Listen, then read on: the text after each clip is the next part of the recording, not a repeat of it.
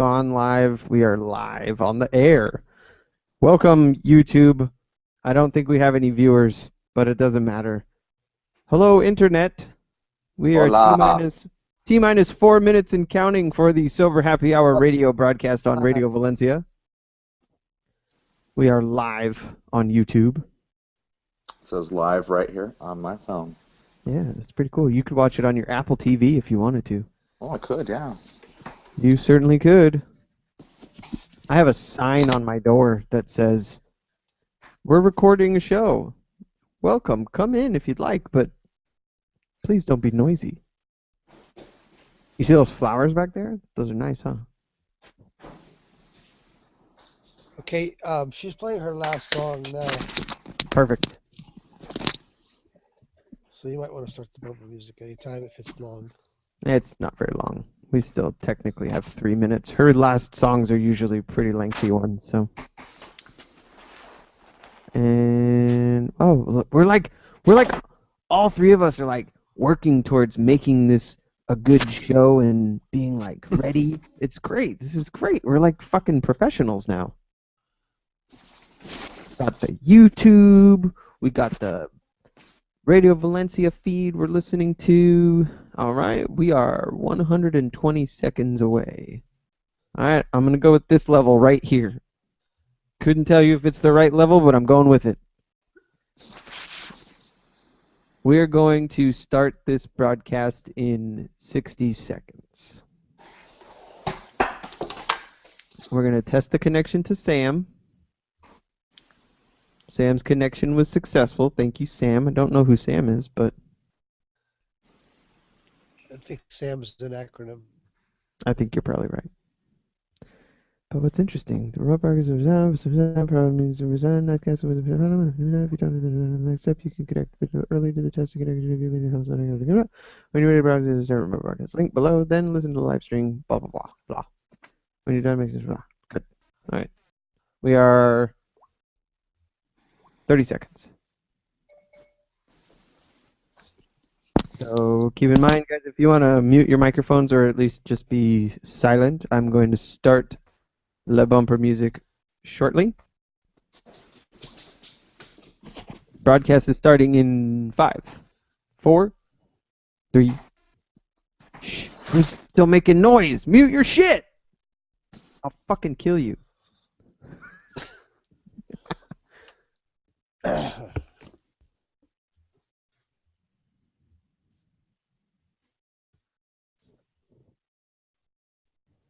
All right. Bumper music starting right now. Oh, baby. Welcome to the Silver Happy Hour radio broadcast. I am your host. I'm here with my lovely and talented friends, Robinson and Chaz. Say hello, gentlemen. Hello, gentlemen. Hello, gentlemen. Whoa, we got this crazy echo. Was I the only one that heard that? I don't hear any echo. You don't hear no yourselves echo here. twice? Nope.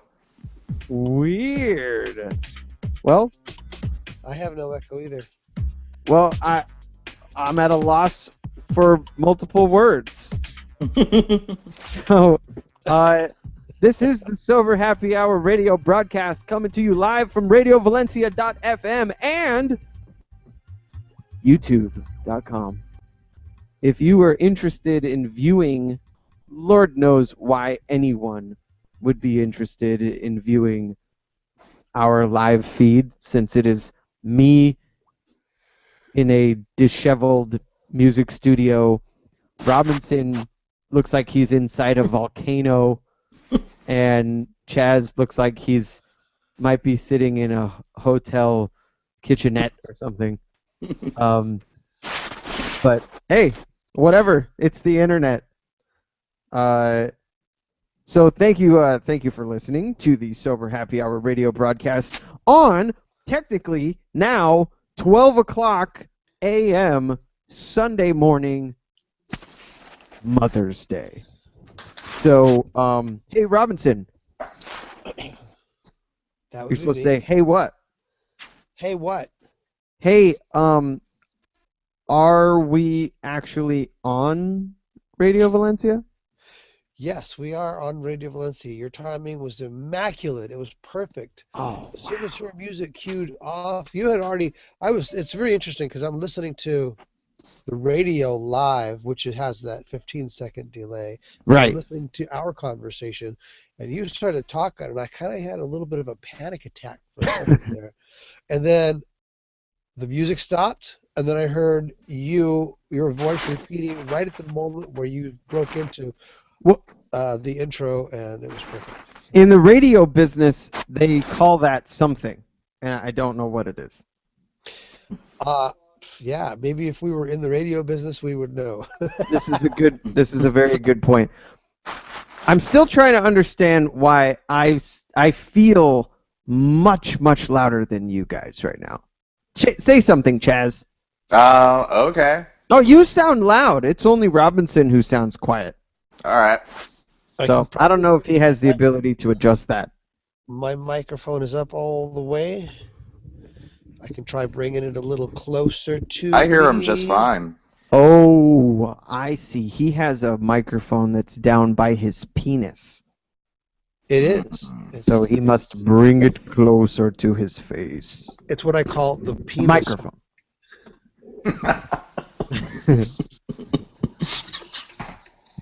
Uh-oh. Chaz Okay, is going to start snorting.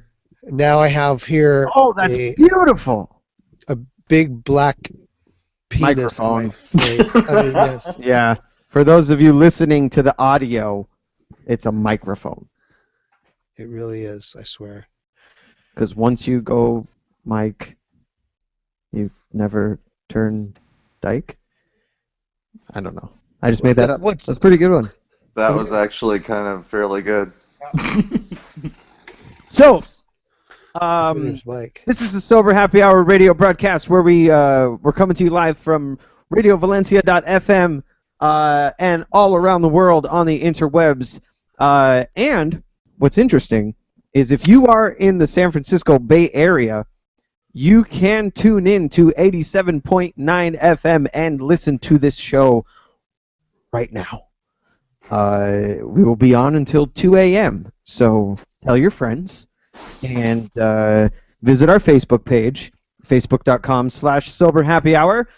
You can tweet at our Twitter at Sober Happy Hour, and we would love if you would subscribe to the podcast on iTunes. Just search Sober Happy Hour, and if you go to YouTube and you search Sober Happy Hour, or you go to Google Hangouts and search Sober Happy Hour at gmail.com, you can find the live broadcast where you can see me, Chaz, and Robinson coming from Oakland, California, Phoenix, Arizona, and Tempe, Arizona. Which sounds like, oh, you guys are right next door to each other and you should be in the studio together. What the hell's your problem? Truthfully, it's probably like 30 or 40 minutes away. So, and it's just not, it's not worth the drive anymore. At this time of night. Right, because the traffic. Something like that. So we thought that tonight, being that it is technically Mother's Day, that we, all three of us, believe it or not, we have mothers.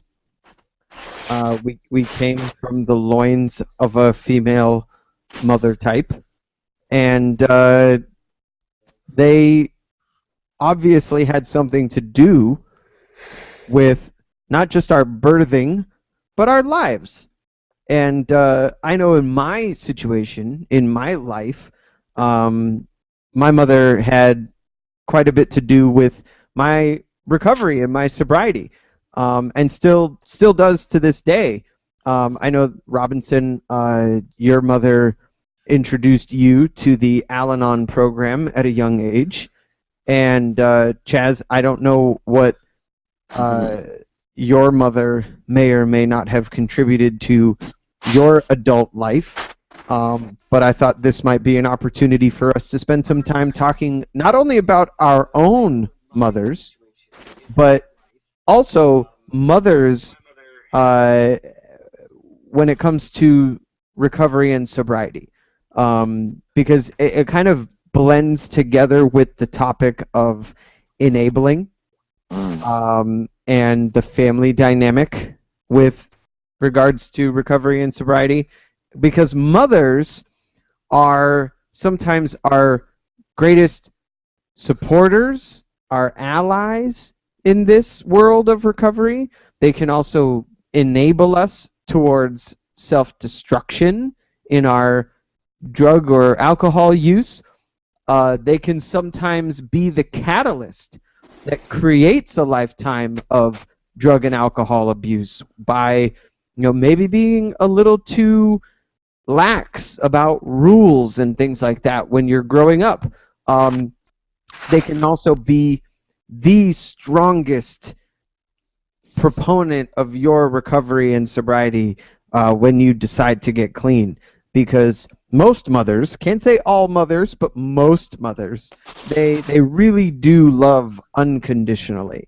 And it is sometimes that unconditional love that can make it almost impossible for a mother to, push hard and make that tough decision to help their son or daughter get clean or sober, because it's not always a pretty thing to watch, and that can sometimes be very difficult for a mother to witness their child going through both the depravity of the active addiction, but also the pain and suffering of withdrawal and getting clean in the first place. So if you guys are on board with this idea, I'd love to spend the evening talking about mothers. Sure. Yeah, it works for me. Sweet. So that was the intro then. Mothers. Mom. There's a joke in there somewhere. I mean, people hate mom jokes. That's what your mom said last night. Yeah. Mm-hmm. Some people get really offended by mom jokes. Peyton, my older son, at the used bookstore, got a hold of like 101 mom joke book. What, yo mama jokes? Yeah, like yo mama jokes. Mm. And some of them are ridiculous, and others are actually really funny. And I can't remember any off the top of my head. I should go wake him up and tell him to come down here and tell us some of his yo mama jokes for Mother's Day. But yeah, so we'll talk about mothers. I will not go first, so screw you guys. One of you go first. Robinson will. Oh, I will. Okay, so yeah, moms are can be bad when they're in denial of their perfect child being in need of assistance, and yeah, and that's where the enabling thing comes in. Sometimes moms grow up a little bit too close and too cuddling and coddling with their kid, and I think that might even have a lot to do with the contributing of the abuse itself. And which is one of those cases when we can say mother's milk leads to heroin. Wow. I mean, I say wow not because I disagree with you, but because, well said. In the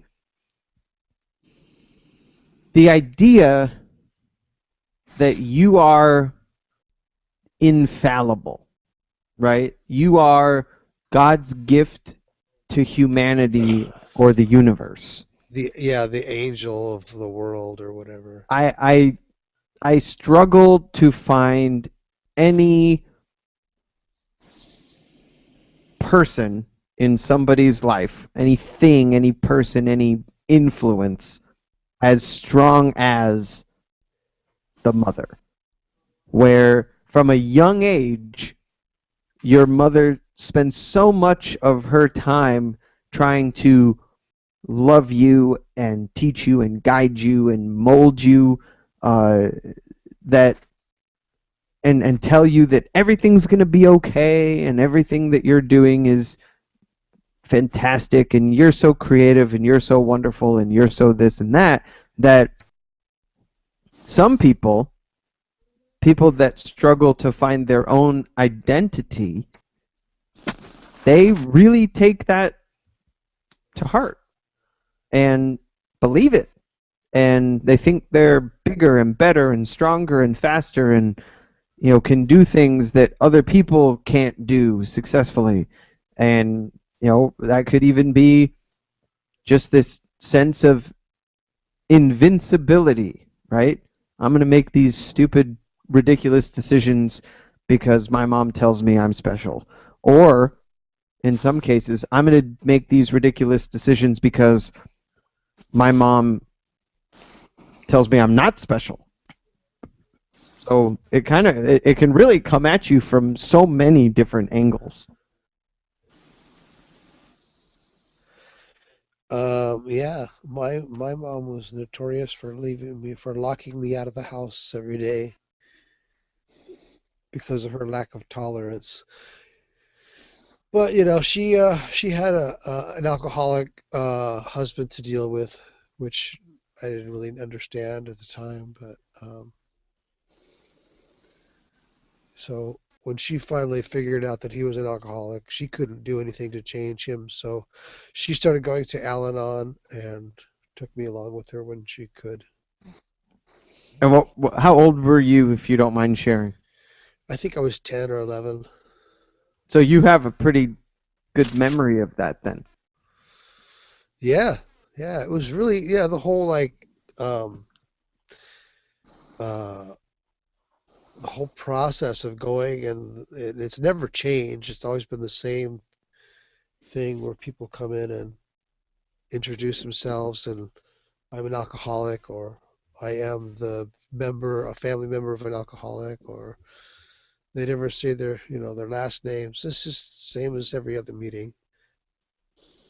Well, and I find it interesting. Because I've known some Al-Anon people that have come to regular AA or NA meetings, and they introduce themselves as being an Al-Anon, not in Al-Anon, but an Al-Anon. So that's sort of how they identify. So Instead of I'm an alcoholic, I'm an Al-Anon. Correct. So it's been so long that I don't remember. I don't think I recall hearing anyone say that. Well, it may not have. Newer term. Yeah. Well, it may not have been a thing yet. Yeah. I mean, that was like. But this was back in the 60s. 1890s, something like that. 1860s. So, well, and I think that's interesting because I have to wonder at that point, what kind of influence did that have on your adult life, right? Even just subconsciously, what kind of an influence did kind of growing up around that have? Because man, 10 years old, that is a very influential period. Yes, it had an incredibly profound influence on my life, to the point that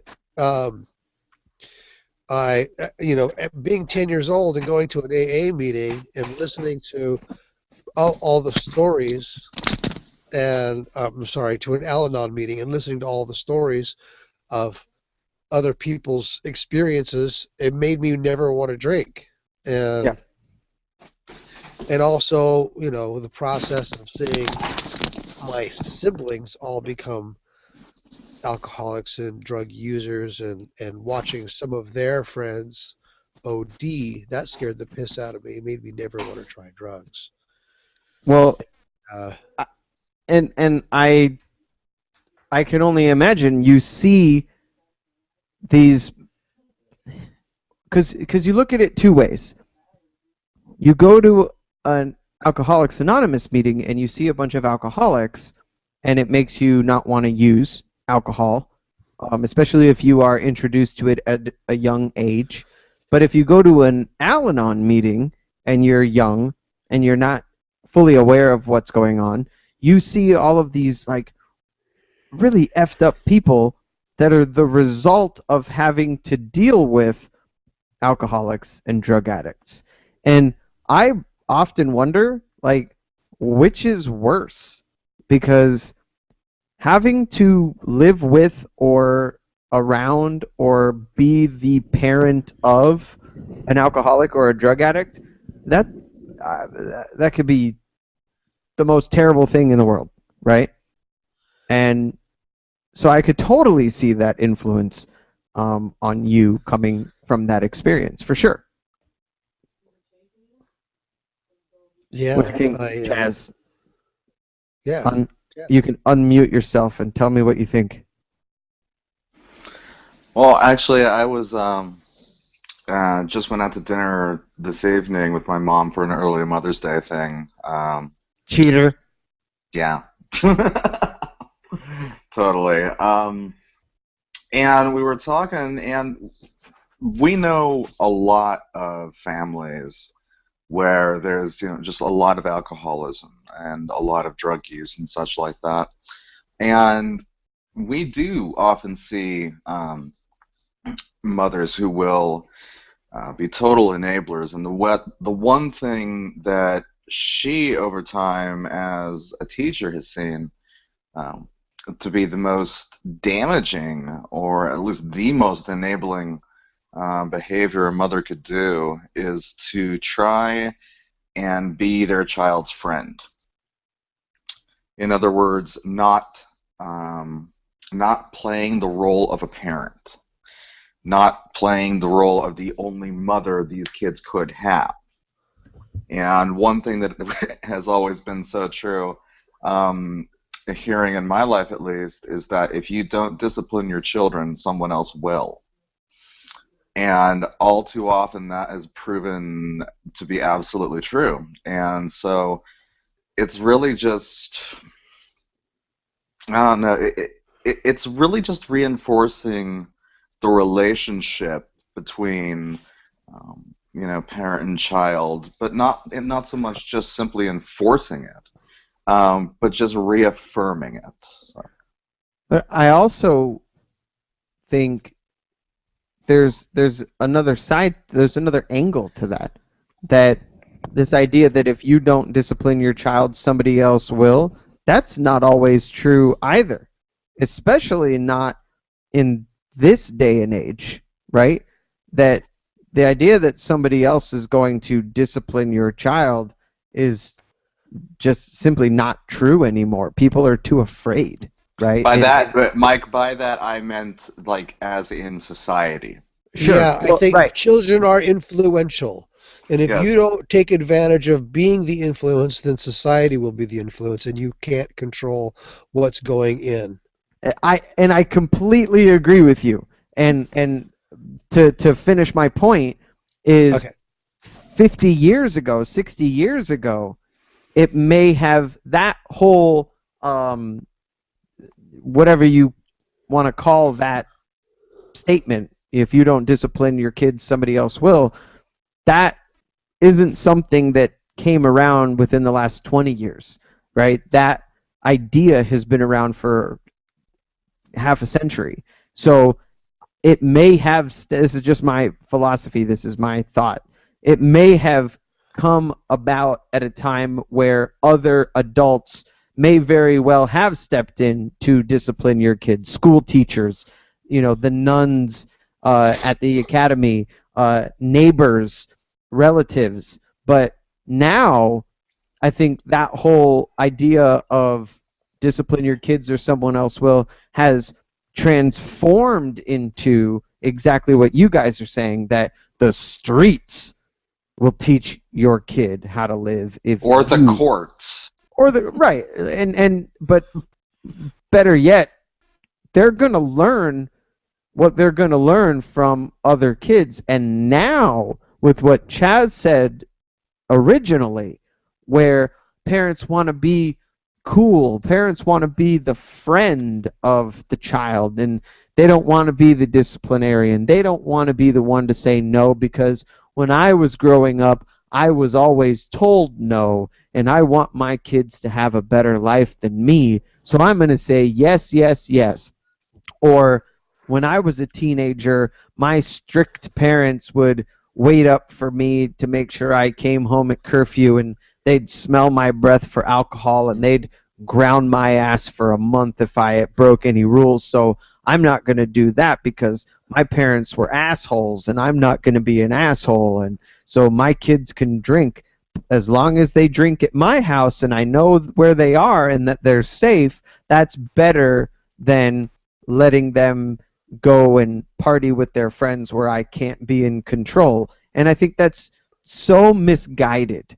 And I see it more and more now because, like we talked about on a previous episode, these parents these days are just so self-absorbed and concerned with their own social lives and their Facebooks and everything else that their kids are secondary. Their kids are a nuisance. So I do fear sometimes for the generation of kids that are growing up right now, like my children. I see their friends, and they don't respect life. They don't respect other human beings the way that I was taught to, right?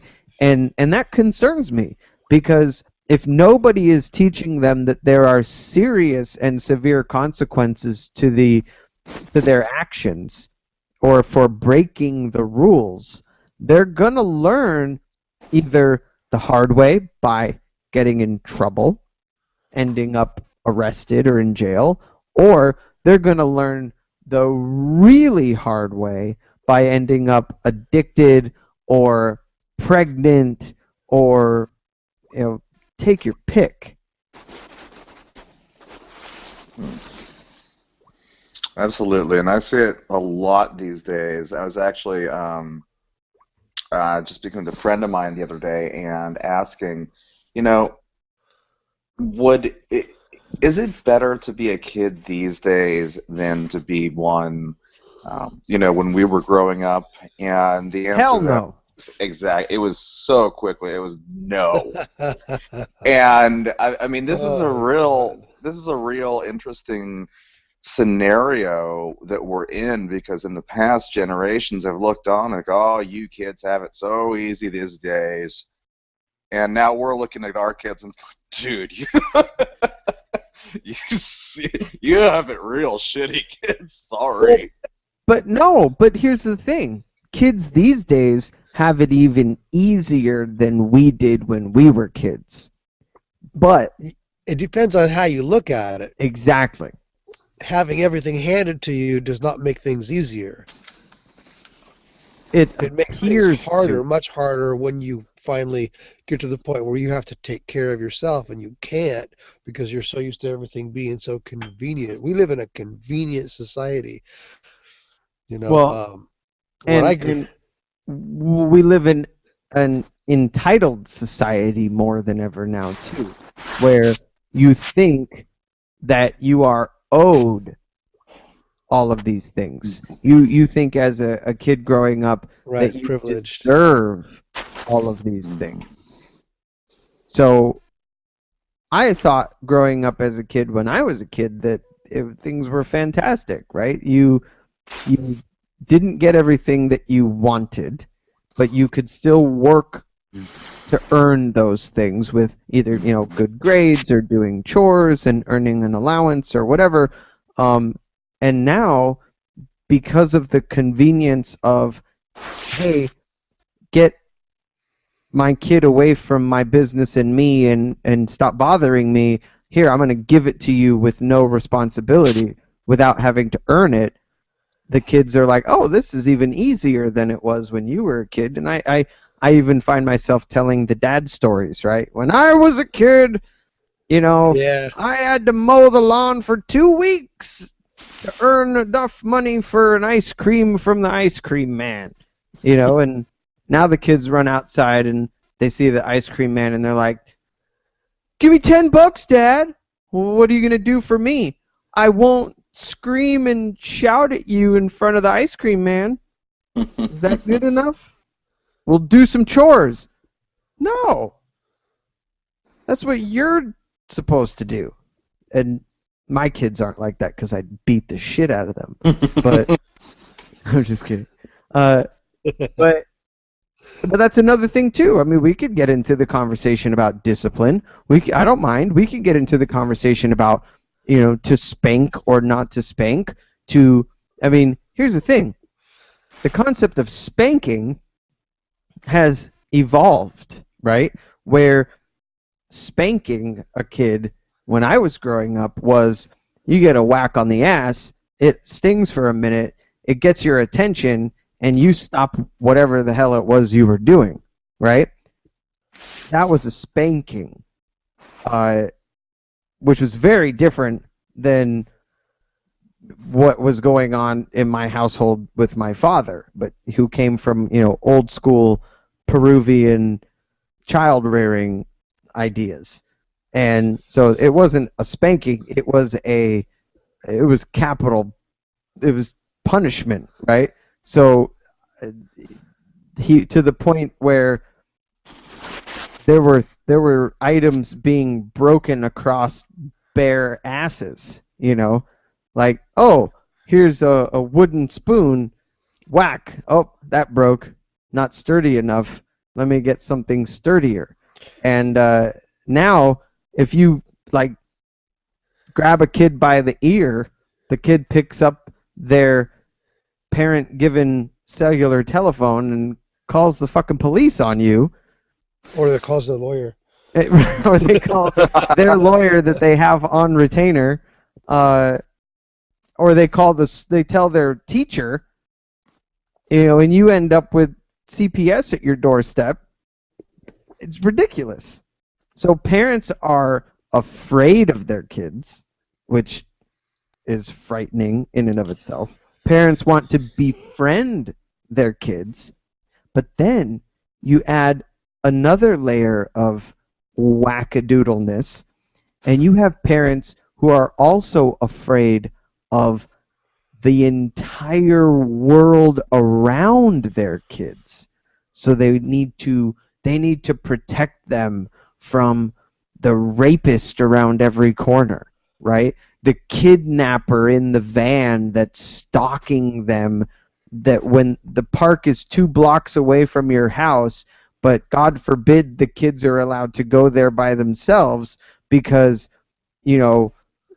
some dude in a clown costume is going to come and abduct your children. But what's funny is kids these days are way smarter than kids when I was growing up. Like, we might have been enticed by a dude in a clown suit in a van with a candy bar who's like, "Hey, I know your mom. My name's Uncle Charlie. I'm here to take you for a ride to the batting cages." What kind of dumbass kid were you? You're like, "Oh shit, yeah, Uncle Charlie, let's go. Batting cages, I love batting cages. Is that a Snickers bar?" But now the kids will be like, "Are you kidding me? Like, you're dressed up like a fucking clown. I'm not going anywhere with you, psycho." And, they'll start screaming rapist at the top of their voice, and then it turns out that is actually your mother's brother Charlie, and he's picking you up from school. Now he's in the back of a squad car. So parents are afraid, kids are smart and yet really stupid at the same time. Drugs are everywhere. Alcohol is all over advertisement and media, and think or say what you will about like pornography and stuff like that, but kids have access to stuff these days that we did not have access to as children. I watch I for some reason the movie The Ring comes to mind from like the early 2000s, late 90s. Mhm. Ring, the scary horror movie, that creepy girl that climbs out of the television and kills you. But teenage girls, this was now like 15 years ago. Teenage girls, middle school, early high school age, like freshman and high school age girls in a single mom's house. They're there by themselves because they're old enough to take care of themselves. They're like 14, 15 years old. But the daughter's on the phone with her mother, and the rotten egg kid who's there hanging out is whispering in the background, "Hey, ask your mom where she keeps the Vicodin." And it's like, and you're laughing, but that came from somewhere, right? Kids have access to prescription drugs and alcohol way more than ever before.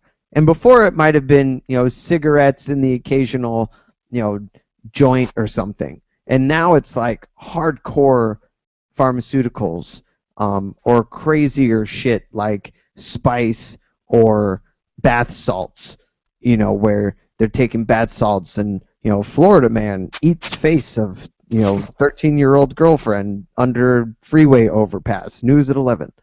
And because they were on bath salt. You're laughing. This is a true story. True story. Sorry, I went off on a little bit of a tangent there. Mhm. The media likes to go off on a little bit of a tangent too and make things out to be way worse than they are, which helps a lot to scare the shit out of children. And parents. And they perpetuate the whole, like, grim fairy tale concept. Tell your children horrible stories so that they won't become horrible children. Which, unfortunately, when we glorify horrible children through internet memes and YouTube videos, the kid whose parents took his Xbox away or deleted his World of Warcraft village, and he has a complete fucking public meltdown filmed by his parents and then posted on YouTube for the world to see, their like 15-year-old son rip his clothes off and start flailing around his... You remember this video, Chaz? Do you remember seeing this video? No, I want to see it though. So this kid's like freaking out that his mom unplugged his World of Warcraft game, and he rips off his shirt and starts freaking out, like threatening to kill people. And at one point he like pretends to sodomize himself with the television remote, and like this kid just goes berserk. And how old is this child? Maybe 14. And is screaming and cursing and yelling and going crazy, and these parents that videotape this interaction post it online. And it is a viral video that takes off, like a bat out of hell. This was a few years ago. Kids got to learn somehow. Well, humiliation is a form of discipline. And guess what, though? Once his parents got 5 million hits online and they started making money off of this video, what is that teaching this kid? Nothing. He's not humiliated. He's paid. They made money off of it? Oh, absolutely. If you you post can something to monetize YouTube, anything on YouTube. Absolutely. As soon as you have a hit video on YouTube, that is immediately collecting ad revenue and you will get paid. Cool. That's why people try so hard nowadays to make something that's going to go viral, and they become they get their 15 minutes of internet fame. Like the bum fights. Bum fights. Well, that was before YouTube. Yeah, that was way before YouTube. I remember watching that in high school. I remember buying bum fights DVDs off of some like street seller in Balboa. And we took them home and watched them, and part of you just kind of felt like a terrible human being for watching it and supporting. But the dude had a good sales pitch. He's like, I got 3 DVDs with the bum fights and a bum fights poster. $20. And you're like, hell yeah. Hey, roommate, you want to split this with me? $10 a piece? Mm-hmm. And those guys ended up going to jail.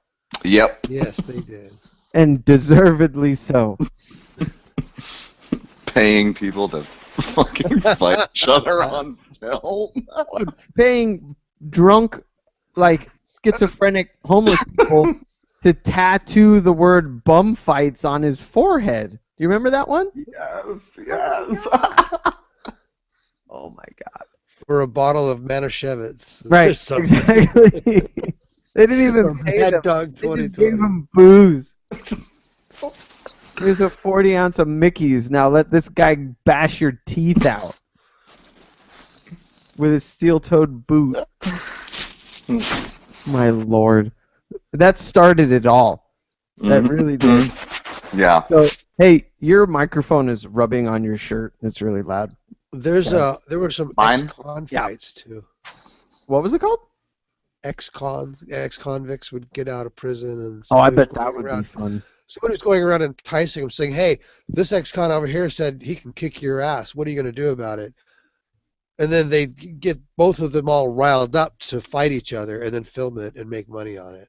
Well, if you think about it, that's kind of the same premise of like the Real Housewives of New Jersey. You know, just, you take a certain demographic and you give them alcohol and piss them off, and you make them fight each other, and you monetize it. It's brilliant. It's ridiculous. So we see something like The Real World. So that's a show that's been around for like 20 years now. The Gag Real World me. on MTV. And Is it still Take- on? oh yeah, they had to start recycling cities. They'd like used up all the shit cities in the world that they could put these scumbags in, so they just started recycling. They're on like the 4th Los Angeles cast now. They've done a couple Miami casts too, I think. But they put these teenagers, they're like, you know, barely out of high school, all together in a house, and they feed them a bunch of booze, and they expect them to get along with each other. And they intentionally take people from all different walks of life, right? They always have like the straight-laced country girl who's a virgin and doesn't drink, and they have like the Mormon guy who's got 6-pack abs, but he's, you know, treats ladies really well. Then they always have like the token black guy, you know, who everybody really likes him, but, you know, he'll never settle down. And then they have like the total skank bitch who just sleeps with everyone, and then the super snooty like Louis Vuitton chick. And like they expect these people to live in a house together, and shit's not going to be ridiculous. But I remember my older sister was like obsessed with wanting to watch this Real World show, and my mother would not let her. And so she would watch it anyway. But there's kind of that element where mom says I can't watch this, which means it must be bad in some way. So even though I'm going to watch it, in the back of my mind, I know that what I'm looking at is bad. Well, here's the thing: is that The Real World is pretty much what started the whole phenomenon of reality TV. Oh yeah, And it was like Mary Bynum or something. Like she Yeah, created Bunham. Benham. Yeah, she created the genre. And I think it's the worst thing that could ever happen in a long time. And the reason being is that having to turn on your television to see what's real takes away from living. I mean, sitting in front of the TV to see what is real is just the most ridiculously postmodern thing. For instance, my sister's sorority sister was on one of those real life or true life things, and True her, life. yeah, I'm a pregnant teenage. yeah, it was the show she was on was True Life. I'm in a long distance relationship.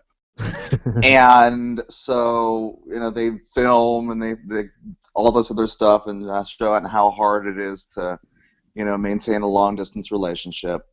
And then, so they finished up the filming, they finished the editing and all that other stuff. And then when they aired the show, it was True Life, I'm Jealous. Really? Yeah. And they would show... they would show a clip, a video clip of the girl talking on the phone that was actually to her mother, and she was crying and like getting all upset, but the voiceover, the audio, was her talking to her boyfriend. So they really, I mean, the realness, the reality of reality TV is just completely and almost criminally. It's like fraud. Oh, totally. It's like But fraudulent. you signed reality. up for it, so Right.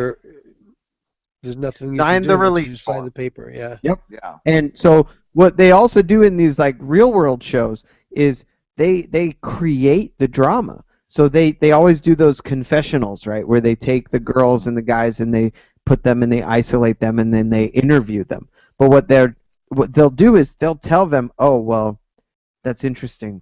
But you know what Chris said about you, right, Jackie? He said that you were a skank bitch and that he was trying to hook up with your best friend Jill," and which is totally untrue.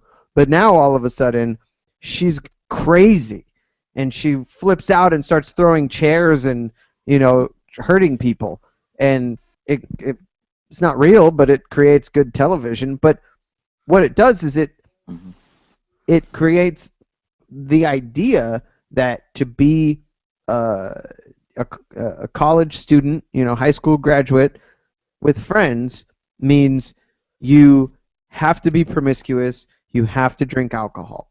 Like those just come with territory. And if you're not doing those two things and you're around that age, 18, 19, 20, 21, there's something wrong with you. The best reality show I ever saw was, I think it's still on, is Big Brother After Dark, and it's on at Showtime, and what it is the unedited, like literally uncut live feed from the Big Brother house. So you'll have like 2 hours of these girls like painting pots, and you'll hear like an airplane fly overhead. And it's what they don't show on TV, which it's like is the Truman Show.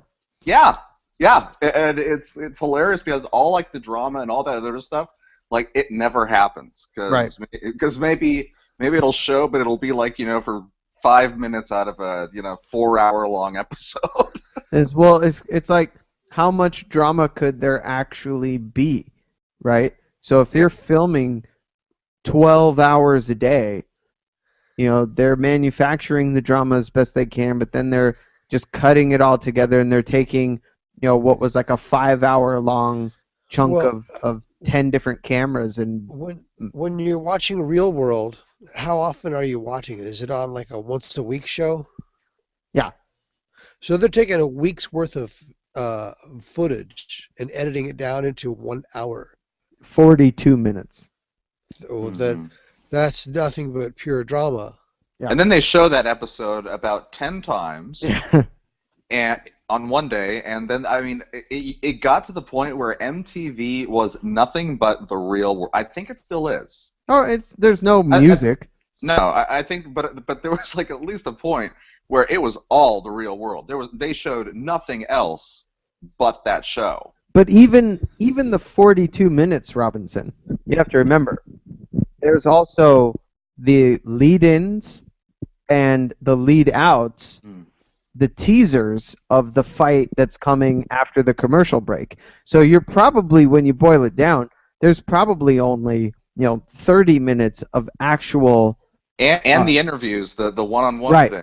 There's 30 minutes of novel footage that's not the same crap repeated over and over again, and then cut in the interview portions that happen totally separate, and sometimes on completely different days, or even after filming has wrapped, they'll interview them about a fight that happened months later, and you get this totally phony episode. But again, almost every episode has partying, drinking, drug use, drinking until you're sick or blacking out, promiscuous behavior, people just hooking up indiscriminately left and right, being completely drunk out of their minds, and then hooking up with other people, and just making really poor life decisions. You make this sound like a bad thing, Mike.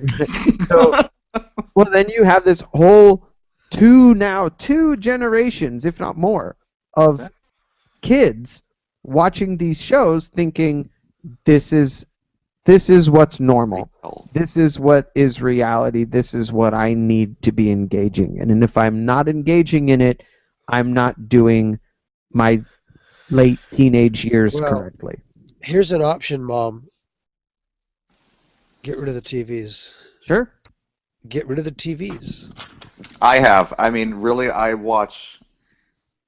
All I have is Netflix, and I rarely. Maybe I watch a couple documentaries or a couple movies here and there. I am not missing TV. Honestly, I really am not missing TV at all. And I'm saving about $1,200 a year by not paying for it either. Fuck yeah. Yeah. Netflix. My kids, what's interesting is sometimes I'll argue with Rachel over allowing my kids to watch scary movies. And her argument is that they're scary. She doesn't want them to have nightmares or be afraid. And typically I won't have them watch the scary movies that contain, gratuitous sex scenes or anything like that, just because they're not interested in seeing that anyway. They're still too young to be enticed by that. But to me, it's like letting them watch The Real Housewives or The Real World or Fox News. Or True Life, this or that, or whatever. Those are far more damaging to young minds than, a Friday the 13th movie, or my 6-year-old apparently, without anybody knowing that he was doing this, decided he was going to watch the Child's Play trilogy while, Rachel was cleaning up the house last weekend. And he, sat down and watched a 6-hour marathon of all of the Chucky movies. And oh, great. So, but here's the thing. Those movies were pretty mild compared to some of the other slasher films of the time. Like the Friday the 13th movies had a lot of more adult situations. And he just thought they were a hoot, right? This murderous doll running around cursing. His favorite thing was that this doll would run around, and every time that somebody would interrupt him doing his voodoo spell to try to get his soul into another body, he would always be like, "Son of a bitch!" Right? And he'd curse, and he just thought it was hilarious that this doll was swearing. And I don't know, I'd rather kids be, watching porn than watching some of this reality TV garbage. You heard it there, folks. More so because they're not glorifying the drug and alcohol use in porn or horror movies, And of course there are examples otherwise, and I don't want to get any emails about,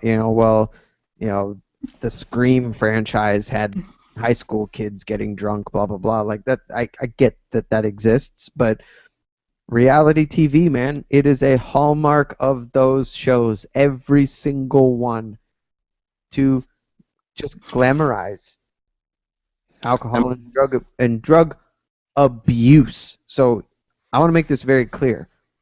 Movies, TV shows, using drugs and using alcohol is a thing.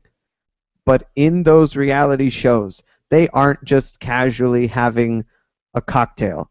They are drinking to get shit-faced. And it is completely acceptable. And it makes you think that if that's not what you're doing every single weekend, then you're a loser. And I think that's messed up. I also think there's also and I'm glad you brought up the point of horror films and things like that. I think there's also this gratuitously sick and disgusting morality that our films particularly portray and force on these kids, especially with these so-called rules that they have, such as in the Scream movies, where drug use, sex, and all these other things are punished in very distasteful and sickeningly puritanical ways. And the kids are but it's still glamorized. So there's really this intense confusion, this inconsistency with this, I guess, I don't know, fixation on the forbidden. And honestly, it just disgusts me to no end. I would much rather just watch something, just blatantly gratuitous and violent and all that other crap. But, it's just this, I don't know, American horror is so childish. Really. Well, I mean, ooh, sex, ooh, I saw a tit, ooh, drugs, he's smoking a doobie or something like that. I mean, really? Really, children? Well, of course it's childish because they're children, but that's kind of the coming of age kind of stuff. And we're sitting here talking about, children drinking and our high school kids getting put into situations where they have booze. That's what they do. That's what kids that age do. They're curious about everything and they're going to experiment with everything, and they're not going to know. They have to learn their own right and wrong. No matter how many times you tell a kid, don't touch the stove, he's going to not learn the lesson until he burns his finger. So that's what makes the difference between children and adults.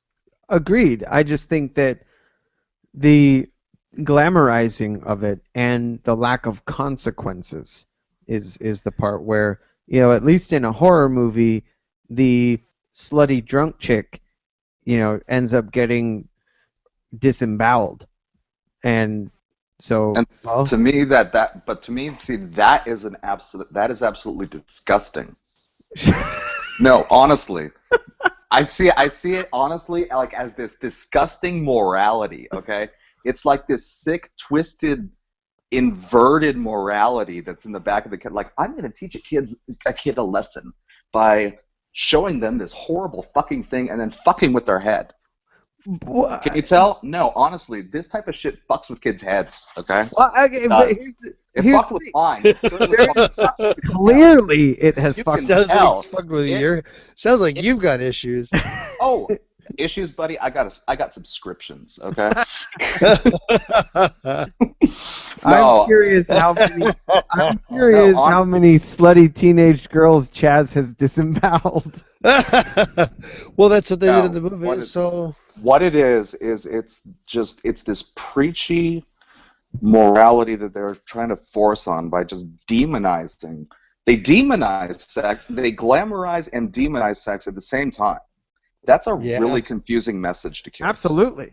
Yeah. That's what I'm talking about. So I guess then here's the thing. If parents, and we'll use moms as an example because dads are pussy when it comes to this stuff, but if moms are no longer willing to have these conversations with their children about the decency and the responsibility of sex and drugs and alcohol and they're letting their kids learn this shit from reality television or Loveline, then whose responsibility is it? Whose fault is it? Because here's the thing too. They've done studies about video games, right? Where they've never been able to make the link between violent video games and violent young adults. They've tried. The conservative right has tried for decades now to prove that violent video games beget violent human beings, and they've never been able, aside from anecdotal evidence that they try to manufacture, they've never been able to find a link there. And so the question also, they've got it bass backwards. Violent human beings beget violent video games. Violent societies beget violent video games. Well, they've got this shit bass backwards. Well, but they want to blame something, right? So in reality, the crime, the violent crime in this country has actually come down considerably in the last 30 years. Considerably. The murder rates are a fraction of what they were, 20, 30 years ago. So, and the video games didn't exist, 30 years ago with machine guns shooting people for no apparent reason, Grand Theft Auto style, like, hey, I've got an AK-47 and I'm going to shoot a hooker on the street because that's the game. And with no actual plot line and no end boss, you just have some guns. Robinson played it with my kids when he was here a few months ago, and they were driving a truck in a ravine, trying to find people to run over with the truck because they were standing in the wrong place at the wrong time, and they were laughing and rolling on the ground. Just, it was the most hilarious thing ever. But never once did my younger son go, all right, Uncle Robinson, you have a truck. Let's go down to the wash and find some Mexicans to run over. Like, that didn't happen. Right. So, but the thing about it is, have they ever done a study, and I'm sure they have, I just don't know anything about it, have they ever done a study to link television and movies and behavior? Because I just don't, I think it comes, the whole nature versus nurture argument, right? But I think it's different. We've gotten off on this conversation about, violence and promiscuity and whatnot, but I still wonder what the connection might be between drug use, alcohol use, and mass media and the youth population. That's something that I would love to discuss and get your opinions on after we take a music break. So okay. Think about that. I don't think either of us, all three of us, none of us know the answer to that question factually, but I would love to hear your opinions and your thoughts on it, because we got to tie this back together somehow to what we do this show about. And I think this has been a fantastic conversation, and this hour has gone by very quickly discussing this. And I think Chaz got this close to potentially murdering his neighbor upstairs. But no, you actually just got this close to running up against something that triggering. You're scaring me, Chaz. I have a song locked and loaded, and I want to talk about drugs and alcohol in the media and how it's influencing society. When we come back, you are listening to the Sober Happy Hour radio broadcast. Shoot us an email, soberhappyhour@gmail.com. Like us on Facebook, facebook.com/soberhappyhour. Catch us on YouTube. Soberhappyhour@gmail.com is our YouTube channel, something like that. and we will play a little song here, and we will be back in. Hopefully, my phone won't decide to stop playing it this time. That was a little embarrassing last time. I'm actually going to manually prevent that from accidentally happening. So I'm sort of vamping right now, filling time. And we hope you're enjoying the Sober Happy Hour radio broadcast on Radio Valencia. This is a little song called Puppy Dog Face. Enjoy it. We'll be back. Sober Happy Hour.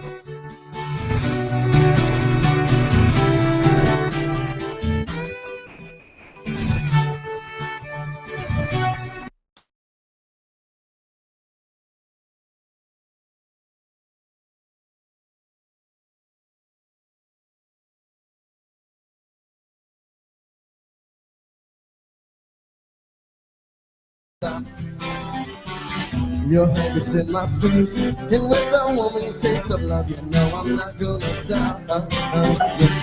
You've never been this way with anyone before, believe me, girl, I'm feeling the same.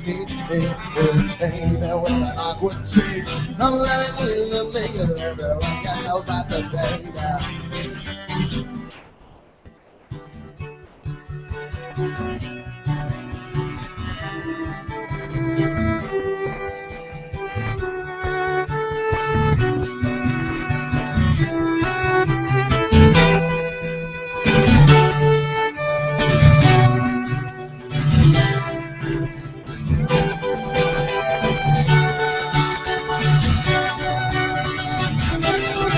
Be still, tell me love, that's real.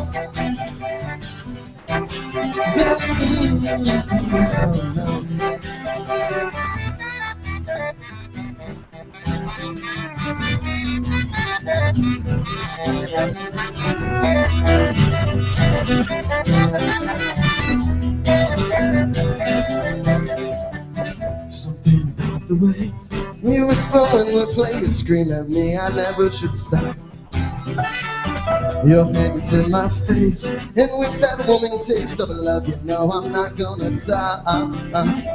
That you've never been this way with anyone before, believe me, girl, I'm feeling the same. Your stomach makes a left, you take a panic breath, cause everything you know's about to change.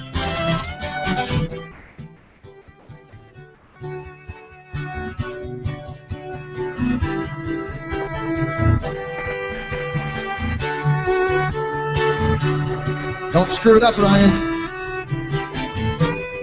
It's coming. Can't you just feel the anticipation? I can.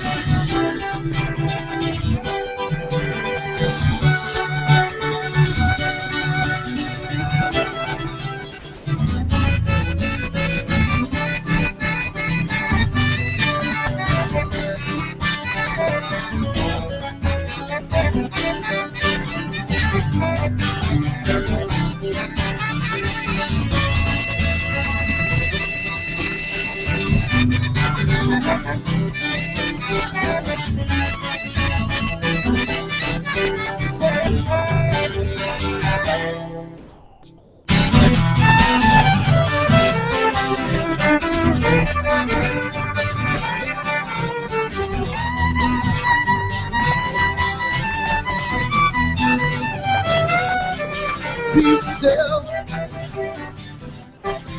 don't move, that frown, don't move, no. Be still, don't move,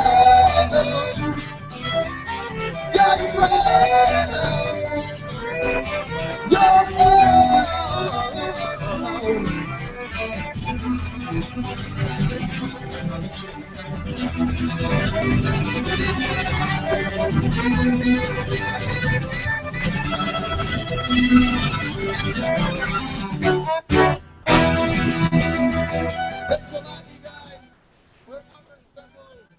Thank you very much.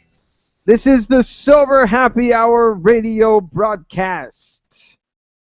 coming to you live on Radio Valencia.fm, 87.9 FM in the Bay Area of California, broadcasting live from Phoenix, Arizona, Tempe, Arizona, and Oakland, California.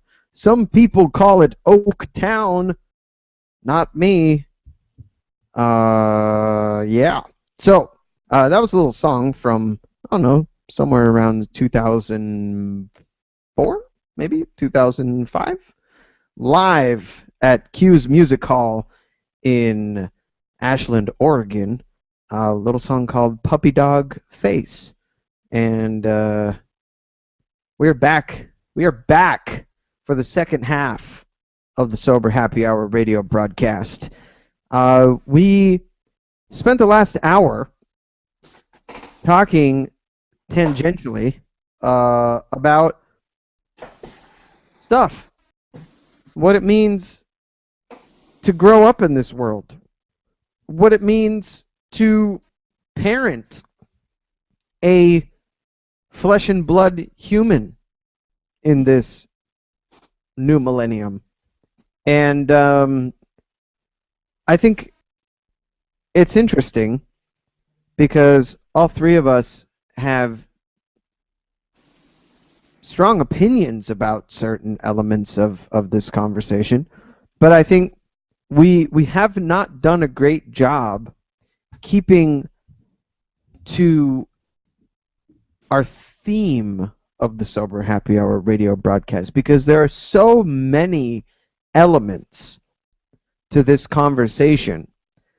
And I think what we've been talking about are important elements of this conversation, but I'd love to change gears a little bit away from the parenting aspect, the social aspects, the violence, sex, that those two specific points, and I'd love to focus it a little bit now on the drugs and alcohol aspect, because we have talked on this show about some of the, quote, reality TV shows about drug and alcohol addiction.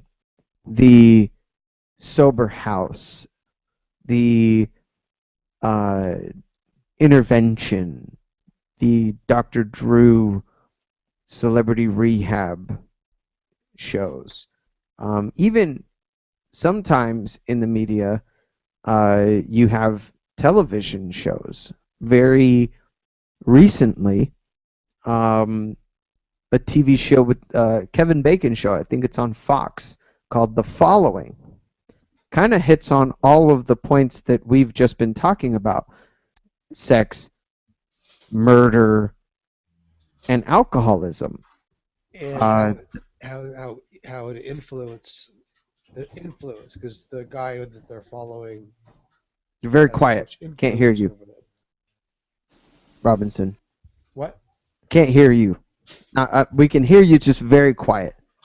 Oh. You forgot your big black microphone. All right. We'll call it Big Blackie from now on. My big blackie. Well, no, I know. You have two choices to name your microphone, Robinson. Two choices, huh? That's it? Two choices. Here you go. Okay. You get your choice. We can call it Lexington Steel or Mandingo. Your choice. Your choice. How about lexicon steel? Because I'm using a lexicon digital interface. Lexicon steel. Lexicon Steel. Perfect. Yeah. Perfect. I love it. It's like So- the Mexican lexicon. We will Lexington. we will allow those in the audience who got the joke. Chaz is laughing, so apparently he's a pervert. Hey, I came up with the joke. Uh-oh. I take the cake. But so the following, Kevin Bacon. He had a serious alcohol problem. The first couple of seasons, he got cleaned up.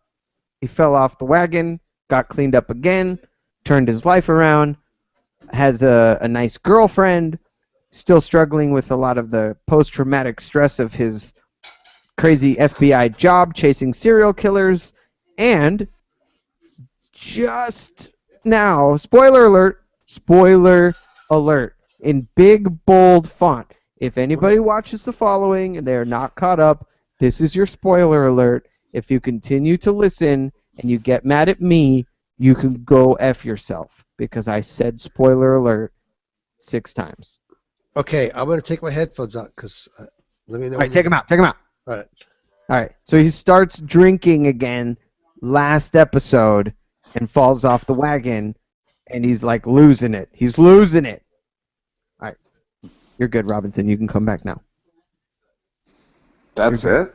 Yeah, you're good. Well, Okay. I don't want to give it away. I don't want to give it away. I don't want to give it away too much, right? So, but it touches on alcoholism, right? And we see this character struggling with alcohol, but I think the show does a good job of displaying it in a way where I think they do it responsibly, right? And you see this person struggling. You see a very real depiction of somebody, lying about it and, saying that they're getting sober and then not really being sober and not wanting to admit that there's a serious problem and it could be affecting other things.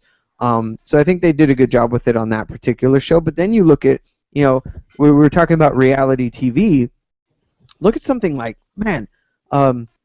those teen mom shows, right?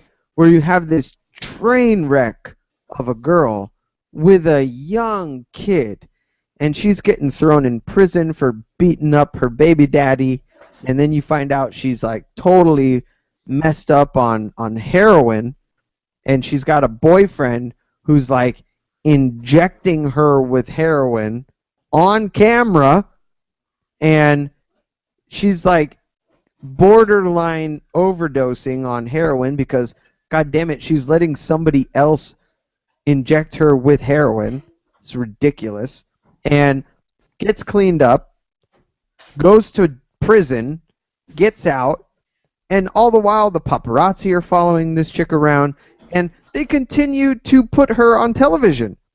Then she ends up with a meth problem, and she gets her kid taken away, and they're showing all of this on TV. Now, say what you will about reality television, my question is, do children watch this show and see this messed up girl and say, wow, her life really sucks? Or do they see her driving around in her Mercedes, carrying her designer handbags, because regardless of how messed up her life is because of drugs and alcohol and domestic violence and all the shit she's going through, she's still getting paid to be on this show. What we don't see is that she is a professional drug abuser. Well, she's still getting caught and arrested, but she's getting paid for it. The more drama she creates, the more money she makes. Exactly. So what is this actually doing? Is it enticing young girls, or is it making young girls see the perils of her decision quality? I don't have an answer. I'm asking that question because I honestly don't know. I think for the most part it probably is just creating some amusement for the world in general, I think. You don't think that young impressionable girls are looking at this one way or the other and saying, oh wow. What age girls are we talking about? 16 to 25. No. I think at the age of 16 to 25, girls are pretty much aware of the difference between the reality TV bullshit and, the train wreck for entertainment media and the real world. I think you give them too much credit. No. I think that by that age, I think Robinson is right. By that age, if you're not already a train wreck, you're probably doing all right. Yeah, kids are pretty sophisticated by like 9 or 10 these days. So but at 9 or 10, they still have values. Well, yeah, and I'm pretty sure they're developing those values. Yeah. It's more or less okay, shit, I thought I was bad. Hell, look at this chick, you know? Yeah. You don't think that justifies further badness? Hmm? You don't think that lends to the justification of them being worse? The Like, kids oh, watching it? I thought I No, was. I think they know that reality TV is far from reality. Do you think they do? I Yeah. do. I think they see it and they go, "What the fuck?" And then somebody says it's not real, and they go, "Oh, okay," and then they continue watching it as fictitious bullshit. And they take it all for granted, or take it all not for granted, but they take it all as non-reality, pretending to be reality. And if you take anyone's life and you throw it through the editing process, you can make anyone look like a train wreck. And I don't Oh, yeah, disagree with absolutely. that. I just don't. To me, I look at it as I look at it from the angle of the glamorization of drug abuse. Same with even like you look at the celebrity rehab show. I mean, these are celebrities, you know, and they're on television still making money because they are totally messed up on drugs. Like, where's the disincentive? Well, I I guess. I don't think that watching it, you know, you see any positive result. You know, if it's celebrity rehab, it's not necessarily a positive result of the drug use. I don't think they're necessarily glamorizing drug use. It's not about positive or negative. It's not about that. I remember being totally whacked out with a hardcore opiate addiction, watching Train Spotting, going like, "Ha, fuck yeah." That was I you. can't be the only one. Right? I like watching it and saying like, "Ah, yes, I know exactly how he's feeling right now. That's great." But that's because you were already there. But it didn't make it any better. I didn't see them, you know, let their baby die in a crib and then watch the baby's corpse crawl up the wall and on the ceiling and go, "Oh man, I gotta stop using these drugs." That just didn't happen. It's because it's not real. It's a movie. Ah, you're killing me. Mm. But it's not about real or not real. It's just about putting yourself in that mindset. You put yourself there, and real or not, you've left a superhero movie and gone like, man, like I'm gonna go be a fucking superhero right now. Like I'm gonna go stop some crime because I just watched Batman in the movie theater. Like that is real. That, like Fast and the Furious, right after those movies come out, guess what happens? A whole, you know, half a year's worth of assholes drag racing on the street and getting arrested for street racing. Because, yeah, man, I'm amped up and I know what that's like and it's awesome and I'm going to do it. So I don't know. I don't think you can equate violence and those moral values to partying and drug use and racing cars and like, hello, you look at like 50 Shades of Grey. People start reading those books and seeing that movie, and all of a sudden the bondage scene and people going to the local sex shop buying sex swings and, you know, vinyl masks and whips goes up 5,000%. Right, and there's no age limit on who can read that book. And so you've got a bunch of 13-year-old girls who are reading this having wet dreams about being tied up and Right. So it's changing the perspective of which is, you know, okay with me. I remember seeing the first Iron Man movie and being like, hell yeah, man, I want to be rich and I want to be an asshole and I want to objectify women and I want to build a robot suit and I want to save the world.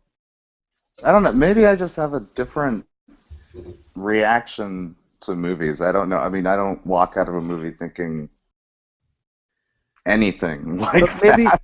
But maybe, but would you consider yourself like a It sounds like, at least from what you're explaining about like your television watching habits and whatnot, that you're not, you don't use the consumption of that media as a means of like escape, right? No, Right? not It's at not all. fantasy to you. That's just more just like passive entertainment. It's someone else's fantasy. It's Right. not safe. It's not a safe place to escape to. Okay, I'll use this as another example. And this is going to be a little, I don't want to make anybody blush, but this is true. The porn industry has glamorized the overt exploitation of casual sex, right? So porn used to be more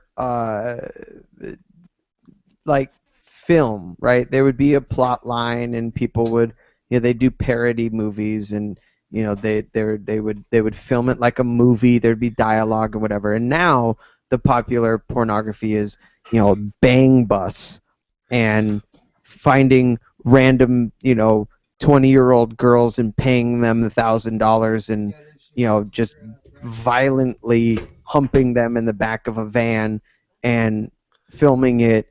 And then you have now a generation of young men and women who admittedly, like I saw this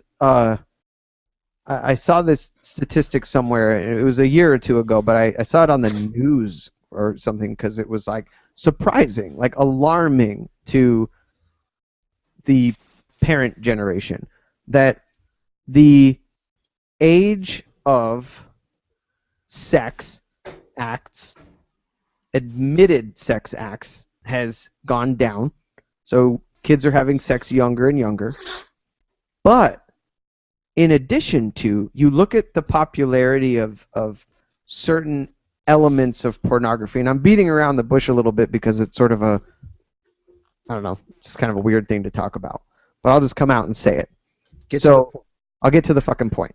So a dramatic increase in one-night stands amongst younger people, a dramatic increase in college students and anal sex, which 20 years ago was not a thing. This was just not a common practice. It was still very much on the outskirts, very taboo. And now, if you're a young female and you're in your early to mid-20s and you're not willing to engage in anal sex with your partner, you will be ridiculed by the sex partner for not being willing to do this. And this is a direct result of what has become more and more popular in the porn industry. So you have young men watching porn, seeing that this is what sex is all about, so this is what we need to do, and if you're not willing to do it, then I'll have sex with somebody else.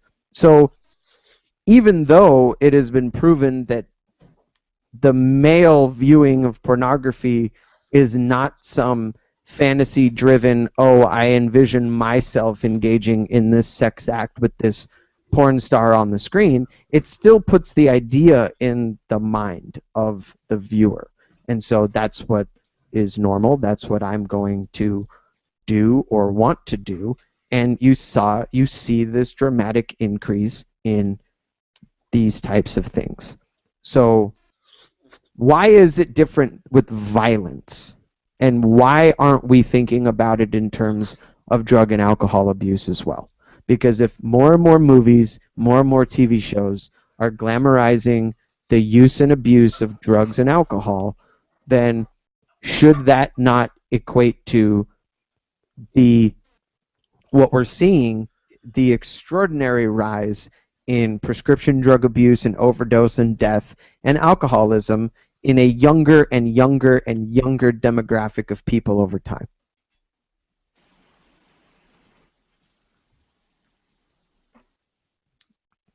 You can't hear a shrugged shoulder, Chaz. um, trying to talk about things like cause and effect when it comes to this type of stuff is, I mean, you can conjecture all night long, but Humor me. honestly, this is the best I got. Okay. I mean, honestly, it's like I could look at say I guess it just comes from some like all these college years I had of studying mass media and its place in society, where you basically learn that trying to draw that media, what you see in the media is actually a more of a reflection of society. It's not the other way around. Hmm. Yeah, you're seeing this type of stuff because of just differing, sexual mores and differing, you know, it, media is emergent from society. It's not a case of life imitating art.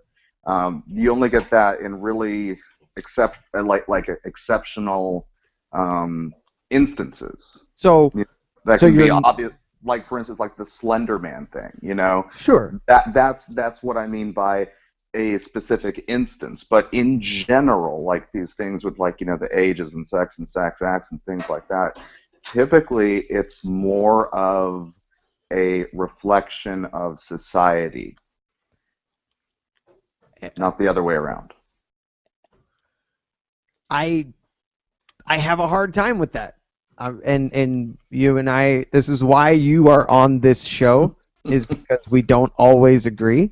And to me, I think that's an easy explanation. That I guess to me, rather than calling it a coincidence, right? You're not saying that. No. Right. And I'm not saying that you were saying that, but there are some that might call it a coincidence that these things would evolve on their own and separately. There are some that will take my point of view and say that, life is now reflecting that art, and you're saying that the art is reflecting life, and that's kind of a chicken and the egg kind of Yeah, argument. that's what I was going to say. It's a Right. bit of a chicken and the egg factor because it goes back and forth, just like anything. But I guess the most obvious example of maybe potentially proving my point is the whole S&M 50 Shades of Grey phenomenon. And like you said, Chaz, you did say, admittedly, you said there are instances that the opposite can occur, right? So, Well, look at it like this. Suddenly there was this, people reading 50. I tried reading it, and it's just written in an awful, awful narrative style. it's a very poorly written. Yes. Yeah. It's garbage. What I think happened with that is that there many, many people, already having those fantasies. Now comes this book that is so widely accepted, and it's simply now, in other words, it's now culturally validated for them. It becomes acceptable. It becomes Right. acceptable, and so they're now these fantasies and everything that they've had for all this time, that they've been holding inside and kind of been ashamed of, they're now more able to express it and explore it than they previously were. It's not necessarily something, oh, hey, check that out. It's more or less, But it's okay to be this way. But It's okay. Here's the big round but. Okay. Do you think, and maybe Robinson, this is where you could be the tiebreaker. Do you think that the people that were already having said fantasies, or the people who were already going to, be interested privately and red-faced and ashamed of their interest in, bondage and S&M or certain sex acts or whatever, that they feel more comfortable coming out about it now, right? But do you think it is also possible that an entire subset of people who had never thought about it before are now interested in it because it has made its way into the hearts and minds of people who would have never otherwise thought about it. And that's the hard question to answer. So we learned about the OxyContin epidemic, 10 years ago. It was all over the news, and people are talking about how it's purer synthesized heroin without the dirt and stepped on risks of street heroin. You get an 80 milligram oxy off the street, it's safer than getting, $40 worth of heroin. So all of a sudden, you don't see society say, holy shit, that's scary. You see people robbing pharmacies for oxy.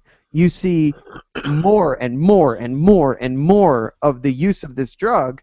So is it irresponsible of the media to go down paths like that with drugs and alcohol? Like moonshine. Hold on. We're seeing more and more of this abuse of OxyContin because there's more and more and more OxyContin being made. There's so much more OxyContin pharmaceutical barbiturates than there is heroin. It's so much easier to get. There's being mass produced, and so that's making it easier. But we're getting off topic. I think we're getting on topic. No, I will validate this. Sorry. Go ahead. I will validate your topic, Mike. Okay. Oh my God. The chicken and the egg thing is what we're talking about here. Right, but that's where my question comes from. Yes. So are more people getting into drugs because they're more available? It's it's all part of an evolutionary process. But what I'm saying is the news media picks up on oxy being this problem in the inner cities. And then all of a sudden you have middle class America saying, wait, hold on, what is this? Wait, I can get heroin without using heroin? Tell me more. And now it's an even bigger problem amongst white middle class people than it ever was before. And we can thank the media for perpetuating all that. And that was going to be my question. And Chaz is sticking his finger up saying, like, shut up, motherfuckers, I have something to say. Say, please, interrupt. Okay. And this will really kind of actually validate your point, Mike, is that when it comes to certain things, okay, certain behaviors, and it's more of the extreme, there actually is a name for an effect that happens with the media perpetually talking about perpetual media exposure of suicide. Mm-hmm. And this has been shown they have done studies all over the world in so many different places. And the more prevalent the news coverage is of the suicide, especially the more detailed it gets, you will actually see copycat suicides. And the name of this effect comes from a story by Johann Goethe called The Trials of Young Werther, and it's called the Werther Effect. And this book was written back in the 1700s when they didn't have mass media. And so this character, Werther, in the book, commits suicide by using a flintlock pistol, shooting himself right in the middle of the forehead. And the character also had a very distinctive blue outfit, like kind of a costume that he wore in the book. And like I said, this is the days before mass media and all this other stuff. But when the mass media they had, the printing, the book, after the book was published, there were many suicides in exactly the same manner. Well, we're actually wearing the same costume with the bullet in the middle of the forehead like this, the flintlock pistol, and these people had been reading the trials of young Werther. So it's called the Werther effect. And this is why they do not report on suicides in Japan. Yeah. It is like the media does not report on suicide in Japan, hardly ever, because they are aware of that effect. And suicide also has a very different place in a very different context in Japan. It's not always seen as something necessarily shameful. It has many different reasons, like going back to Harry Carey, all those other things. Honor, though, yeah, they're right. all. Suicide has more connotations than just psychological. cowardice. Yeah. But there was recently and this was so bizarre. I watched this happen over a period of 3 months. And anyone listening in, you might have seen it on the news too, where there was a string of at least 3 mothers of autistic children, very severe autistic children, who did murder suicides with their children. And this was like 3 of them in like a 2-month period. Where was this? This was in America. Oh, okay. And it was autistic. It was mothers of autistic children, and these were people. They had their blogs, and they had all this other stuff, chronicling the difficulties they lived with these, with these children, who a lot of them were very violent. But I mean, the way that some of them tried to kill their it was just, well, they actually did in I think 2 of the cases, but it was nevertheless either completed none of the suicide parts of it were completed, but 2 of the murders were. And it was just in other words, people who were at that breaking point in that particular situation, seeing that, could quite easily contribute to it. And that's what I mean by, like, with the 50 Shades thing. People had it already in there. This thing comes out, they see, okay, people will understand it. It's more open. So I really do think there's a there's a build-up, so to speak, in society and in people. And maybe there might be one small thing to prime it, to at least, make it happen. But that one thing, in other words, it was already there. It didn't, create anything.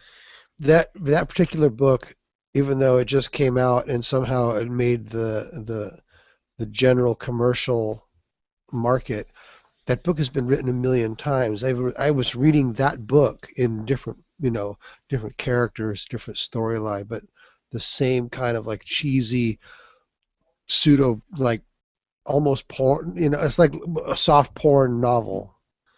As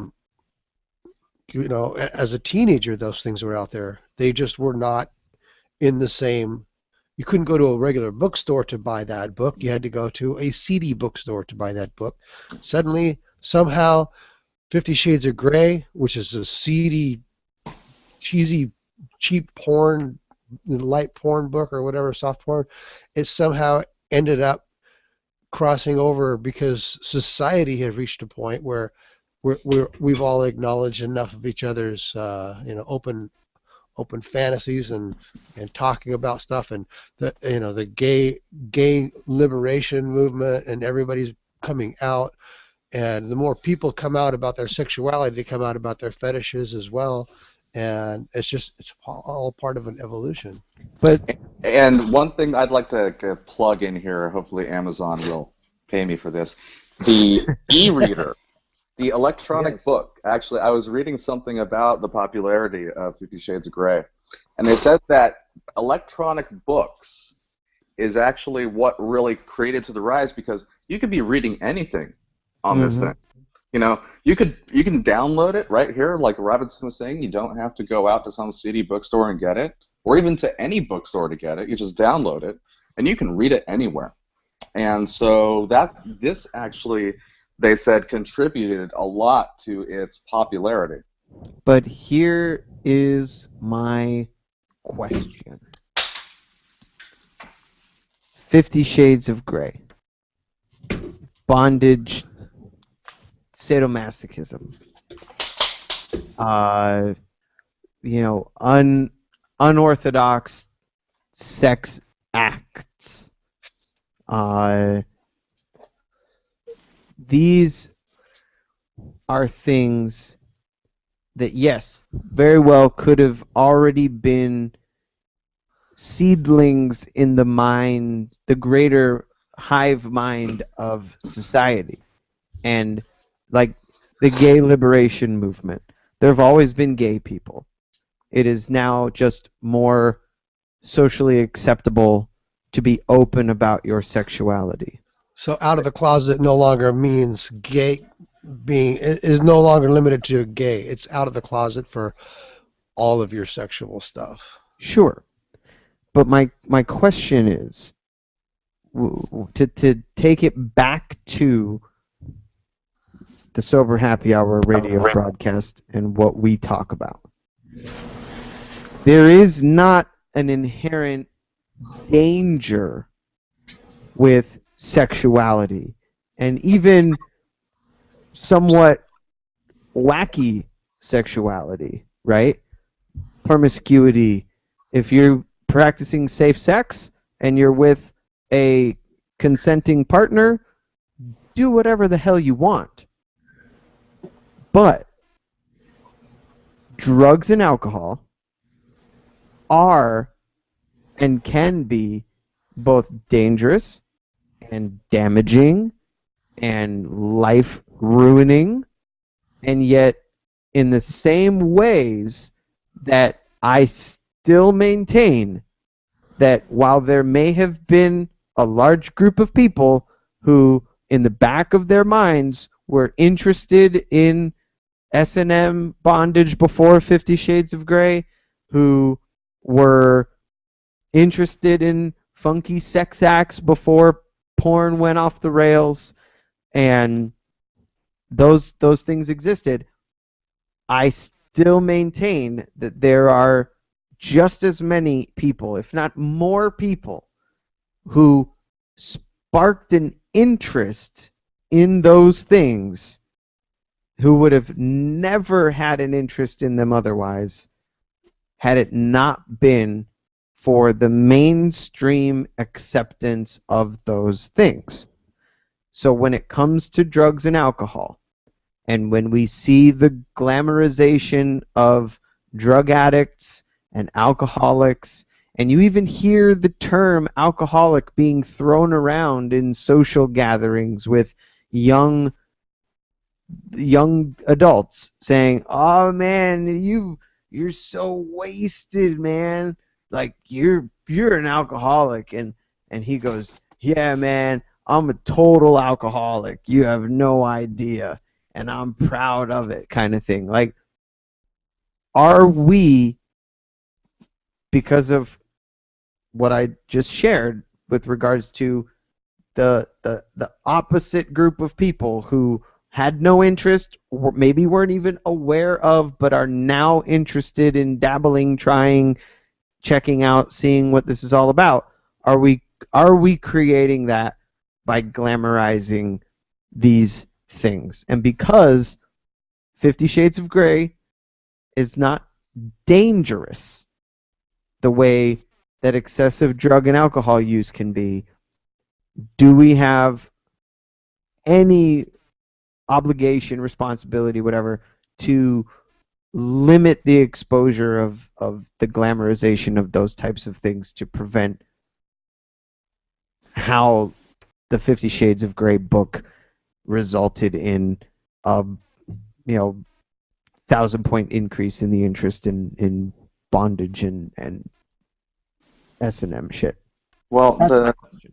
the thing is that there's very, very difficult ways to go about proving that. For instance, we're looking at social phenomena that happen without any control. To actually kind of try to decide which one comes first or anything, well, you'd have to have a control. You'd have to have a control group where this type of thing was introduced, and either the same thing happened or it didn't. So really, it's like almost 80% speculation. Sure, of course. I mean, and so when deciding whether or not something is good, bad, or whatever, it's just it's a value judgment that you just doesn't need to be made and does not have. It's not helpful. I mean, unless someone is obviously saying, "Yeah, I saw this, then I wanted to do X, Y, and Z." Unless you can, other than those instances, you can't account for the, like you said, 1,000-point increase in interest. You can't account for those types of things. I think it would be fairly easy to prove Well, one to way or the prove other. it, you need a control. But sure, and I think that the control could be as easy as before and after, or you could. Why do you shake your head? I'm shaking my head because before and after isn't controlled. Right, and so if we want to get scientific about it, I had a thought and it went away. The rise of even like ideas, right? You talked about suicide. We even jokingly mentioned, Fox News a little while ago. Is it because something becomes morally acceptable because it hits the mainstream, or do we have a responsibility, getting back to the conversation about parents, to continue to try and limit the exposure of these things to impressionable minds? I'll tell you what, I like that you brought it back to that because it really does bring it all right back in. What parents can do and what parents have the greatest impact on is to affect what's inside. In other words, when someone has that interest in the things building up and then there's that media stimulus that ignites that whatever they have, that urge or interest, parents have an ability to at least prevent that, or at least have their kid be enough resilient to it, not necessarily by limiting their exposure to it, but simply by instilling values and everything in them, from a very young age, being a present, being a very strong presence in their life, and bringing them up with things that they can see these things bounce right off, be like, yeah, whatever, okay, and the kid knows who they are, the kid knows what they value, and no TV show, book, or movie or anything else is going to change that. Cool. So that. Yeah, no, and what's funny is I have definitely in this conversation found myself on the more socially conservative side of the argument, where here was my thought that went away. We, as a society, we determined that smoking was no longer okay to show on television, right? Robinson brought this up a couple of months ago. Holding the beer on network television. Holding the beer. Okay. Drinking the beer. Not okay. Advertising with Joe Camel for cigarettes. Not okay.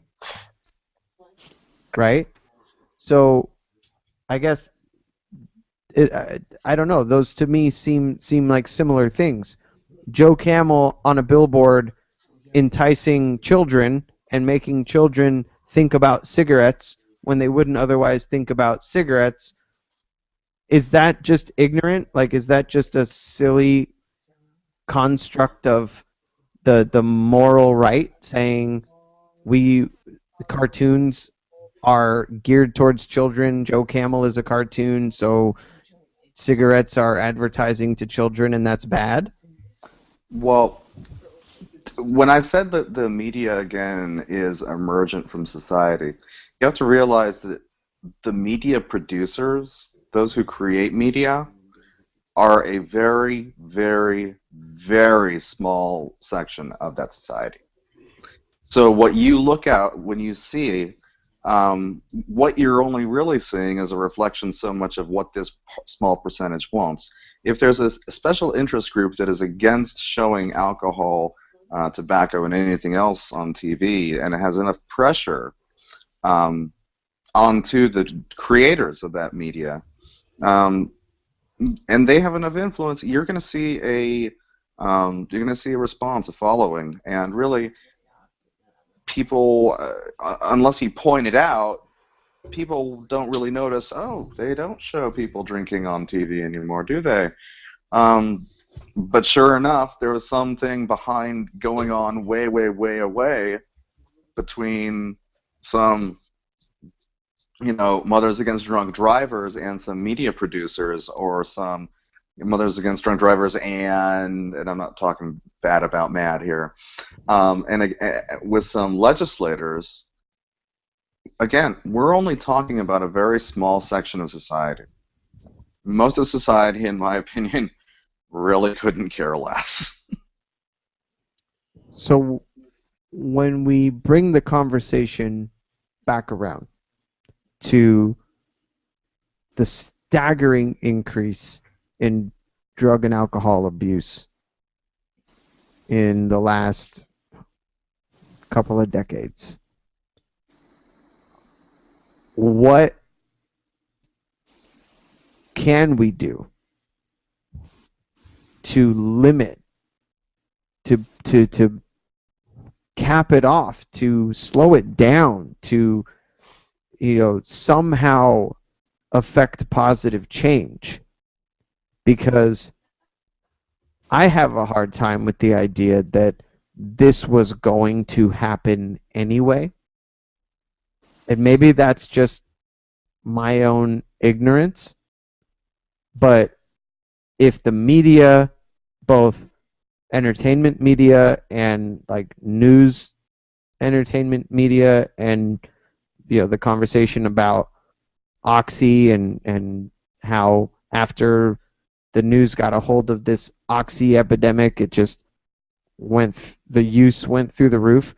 If all of that is anecdotal, or is what you guys are kind of sharing, or at least Chaz saying, those were mindsets that interest was already there potentially, and this just kind of made it more accessible, more morally acceptable, then to me, why wouldn't we try to do something to like in Japan and suicide? If there is any possibility that this is causing that, rather than that's already there, so this is okay because it makes no difference, is there an obligation? Is there something we can do? Is there something we should do? Or is this just the natural evolution of our society? I would like to remind our viewing audience that in Japan, and my fellow perverts out there can, Mike, you might even appreciate this, Japanese pornography is not exactly the most mild in the world, and yet we nevertheless don't really see much coming out like we do there with what we're talking about here. But there is also and I don't know the laws or if there is legislation around this, but most Japanese pornography that is available, what do you call it, like mass market Japanese pornography, is censored. they actually put blurry fuzzies over the naughty bits. I don't really think that takes away much from it then. But either way, Whoa. they're censoring the sex part is not taking away from it. I think you and I watch porn very differently. Actually, can you hear me? Not really. You can't hear me? You're very quiet. Can you hear me now? There Yes. we go. Okay. To the best of my knowledge, what I've learned is that pubic hair itself is what is forbidden. They only pixelate the pubic hair, not the actual penetration. I'm not sure that that's accurate. Anyway, but I'll be honest, I kind of see society going like the way I see things going. It's. But why do they censor it at all? Because it's a very different. It's a different society. Different set of taboos.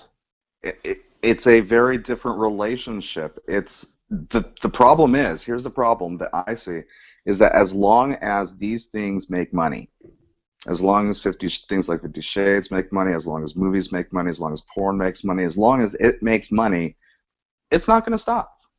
But why the glamorization of drugs and alcohol? It sells. Abuse. Yeah. Yes, it's become cool, like you said. It's not good. You know, it's not pretty, but it's yeah.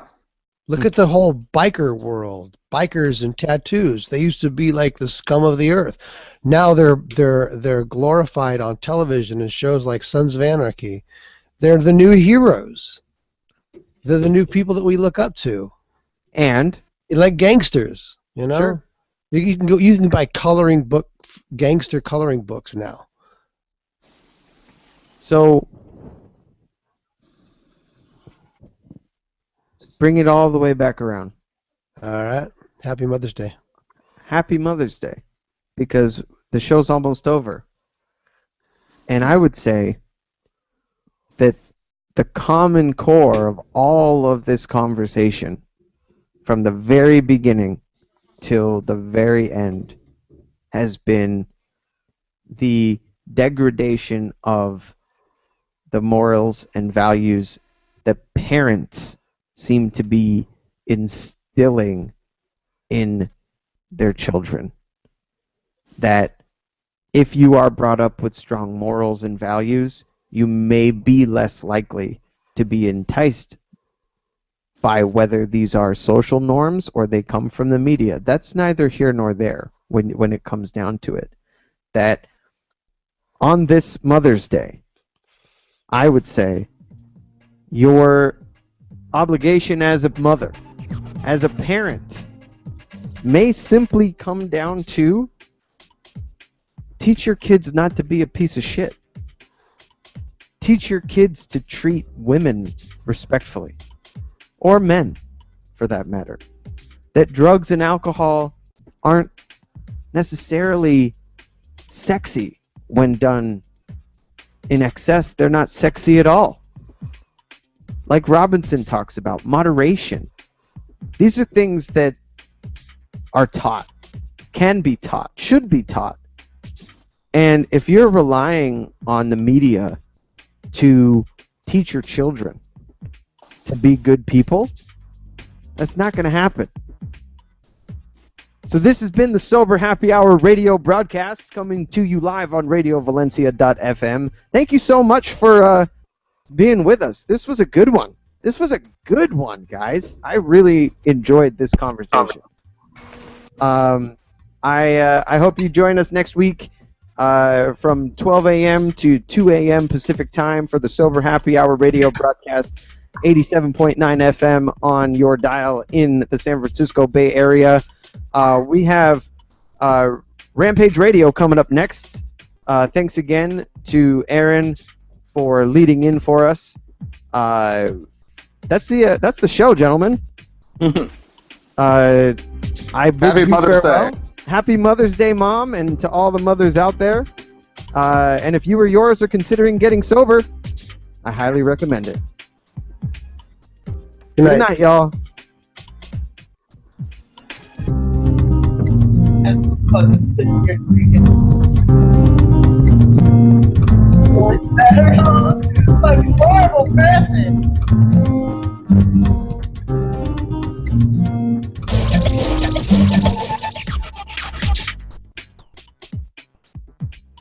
Abuse them. They did.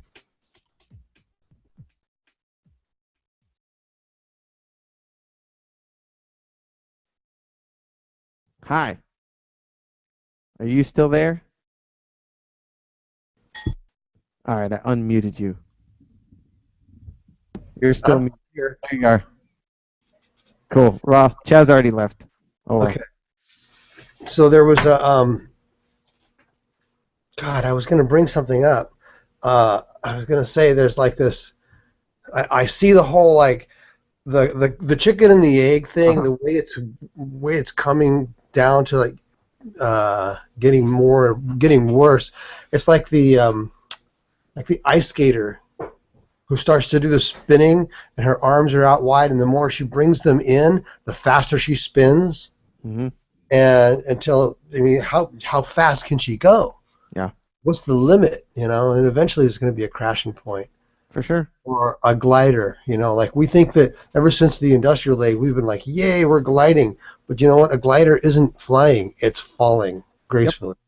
Yep. And we're falling, and eventually we're going to crash. Or we need to find a place to land. Right. And I think that my point that I was trying to make, and maybe I did an okay job trying to make the point, or maybe I didn't, but it was more that, you know, we can make the excuse all day long that the shit that's going on in our society right now would have happened regardless of what we're being influenced by and what's being thrown in our faces constantly. But I think there is something that we can do, and maybe it starts with parents, right? And family. But I think that so much of the negative, nasty shit that we find ourselves involved in may simply be the result of a lack of compassion and love and caring, that people find themselves going down these funky paths that they may not have gone down otherwise, but they become socially acceptable. But just because something is socially acceptable doesn't mean that it's morally acceptable. And I think people are substituting their morals for social acceptability far too often. But morals are fluid. Morals are changing all the time. Like our morals are, you know, the morals that you and I have are completely sick and disgusting to our grandparents. Sure. Because they were just high and mighty and pious and all Christian good, and you know, nothing more than holding hands on a date in public. And right. My fear is that if the dominoes are falling, right? Yeah. Like at what point do we end up with the fucking the Purge movie? You know, where we realize that this is shit that's already inside of us. We're already sick, fucked up, twisted people. So we need a 12-hour period of time once a year where we can just commit murder and, you know, and rob people and rape people and kill people, because that's just part of us as human beings. Like, so the morality goes away, but only for 12 hours, because that's then socially acceptable.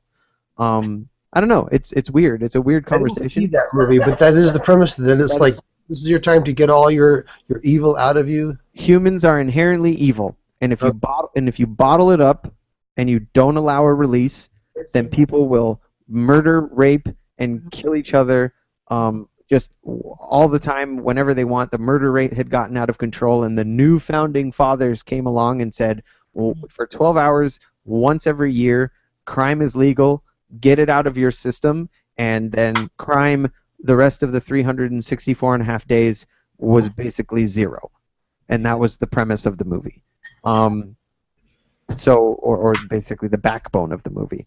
And I just think it's interesting that if we continue to just turn a blind eye and allow certain things to become socially acceptable, I think that is where fluid morality to people that maybe don't have a strong sense of moral values could find themselves, like, that's why there's so much more just like sexual abuse and rape and crazy shit going on in college, because all of a sudden it's become okay to manipulate and treat women this way. And yeah, we used to treat women as, and objectify them, and they would have to be housewives, barefoot and pregnant. But that to me is far less negative than I treat a woman like a piece of meat and I'm going to beat the shit out of her without her permission, which is very different than I'm going to beat the shit out of you and have rough sex with you with your permission.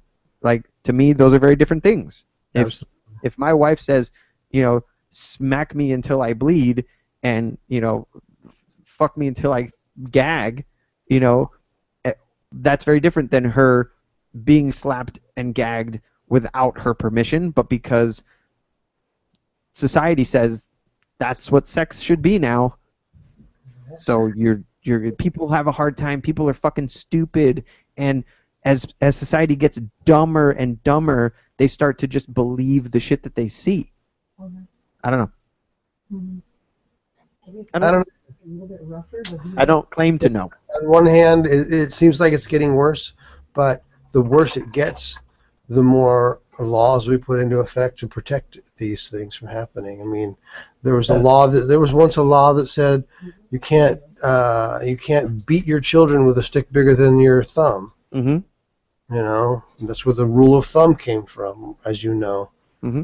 And there was also a time when the value of a woman was less than the value of a horse.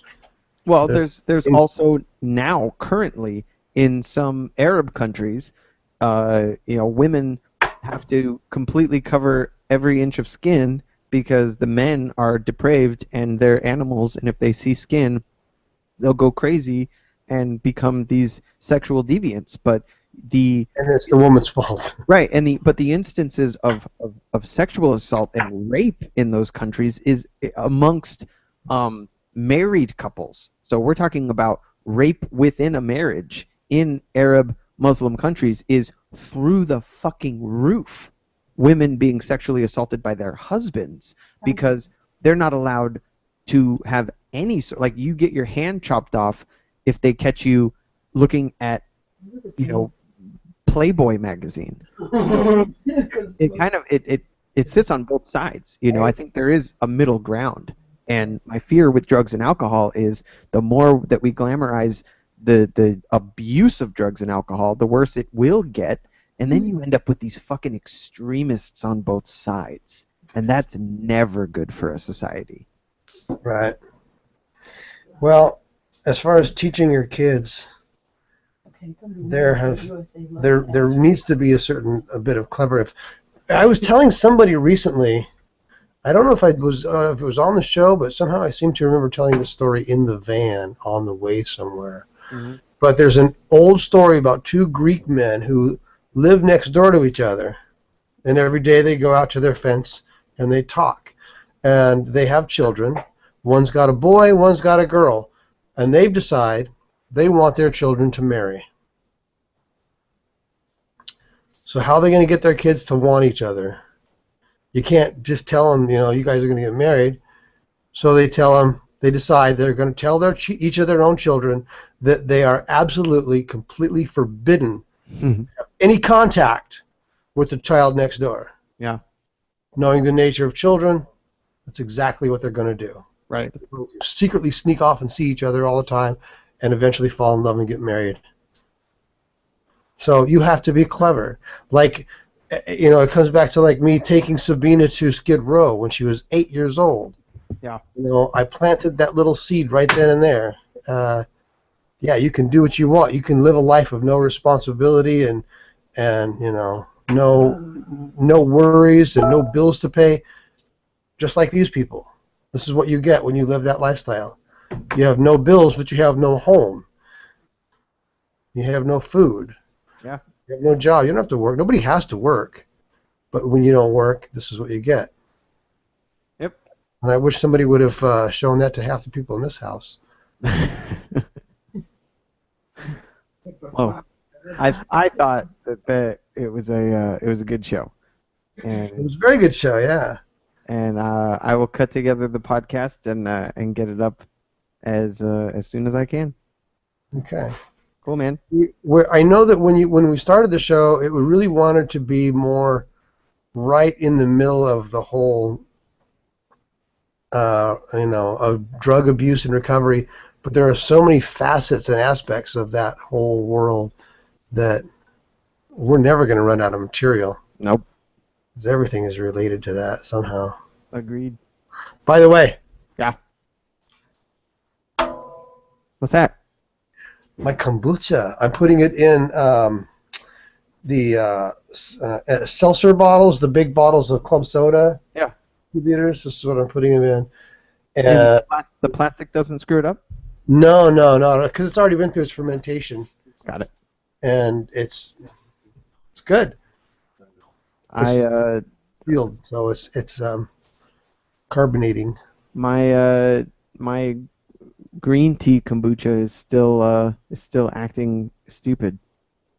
Just sitting there slowly fermenting, but thankfully not rotting. So Yeah.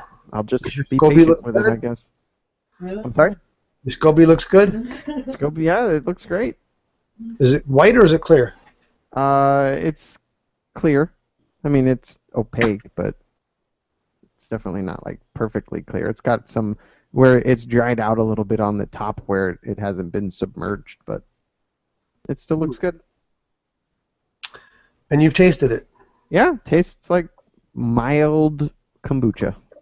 You know, I went to a store that served kombucha, homemade kombucha, and it tasted like ass. It didn't taste like kombucha at all. It tasted like the sugar water that had a little bit of vinegar in it or something. It didn't taste like anything that I'm making or buying. They rushed it. Who knows? Yeah. I'd say they probably rushed it. All right. Well, time for bed for me. Got to get up in the morning and celebrate Mother's Day. Me too. I got to work tomorrow in the morning, very early. Cool, man. And then I will see you next week. Okay. Thank Cool. you. Good night. Good night.